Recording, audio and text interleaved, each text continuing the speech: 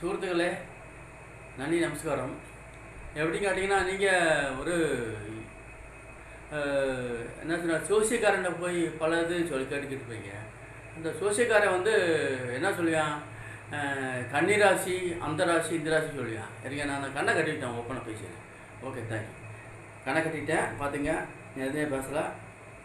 உண்மையாக சொல்லிட்டு போனால், இந்த கண்ணை கட்டிட்டு இந்த மாதிரி பேசுகிற எவனுமே கேட்டிருக்க மாட்டீங்க, ஒன்றும் செஞ்சுருக்க மாட்டீங்க. இருந்தாலும் இது நான் சொல்லிடுறேன். Okay, thank you. கன்னிராசி, கும்பராசி, கடகராசி, சிம்மராசி அப்படின்னு சொல்லி நிறையா நீங்கள் கேட்டிருப்பீங்க. அதனால ஒரு ராசியை நீங்கள் நம்பி போக வேண்டாம்.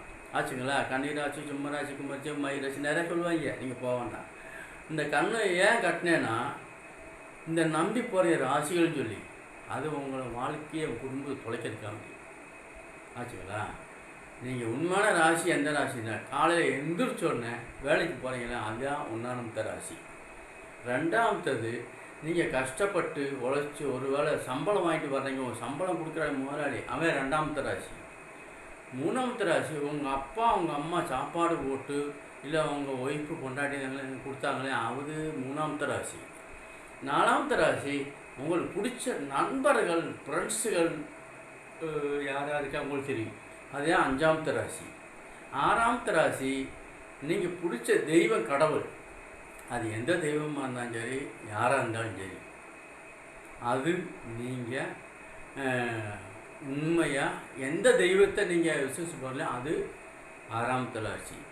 ஏழாமத்த ராசி எதுன்னு கேட்டிங்கன்னா, நீங்கள் படுத்து தூங்கி எந்திரிப்பீங்க பார்த்தீங்களா, உயிரோடு எந்திரிக்க செத்து போகணுமா யாருக்கே தெரியுது, அதுதான் ஏழாமத்த ராசி. எட்டாமத்த ராசி எதுன்னு கேட்டிங்கன்னா, சொல்லுங்க பார்ப்போம், தெரியலைங்களா?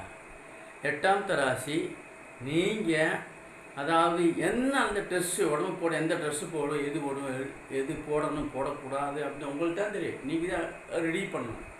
அது விஷயம்.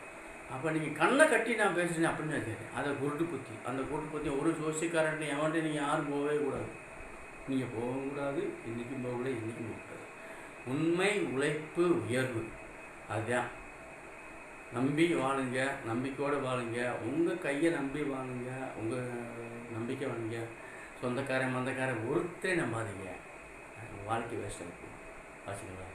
ஓகே, தேங்க்யூ, நன்றி, நமஸ்காரம். மீண்டும் அடுத்து நமக்கு ஏசி போர்டில் நம்ம காணாம் பேசுவோம். நான் கேரளாவிலேருந்து தான் பேசுகிறேன், கோழிக்கூர்லேருந்து பேசுகிறேன். அப்போது என்னோடய வாழ்க்கையை பற்றி நான் பேச முடியும். என்னோடய வாழ்க்கை உங்களோட வாழ்க்கை அதே மாதிரி இருக்குன்னு நான் நினைக்கிறேன்.